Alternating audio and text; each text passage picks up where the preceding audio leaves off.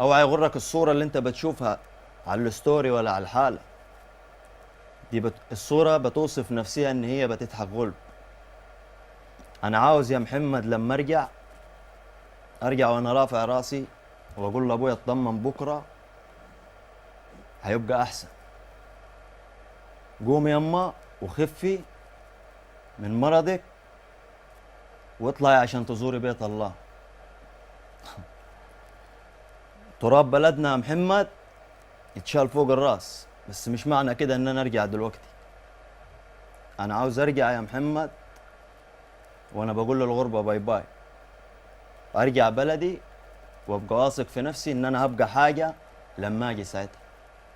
كلام كتير يا محمد شايله بس، ودموع محبوسة في عيني ومغرغرة، بس دمع الرجال غالي يا محمد.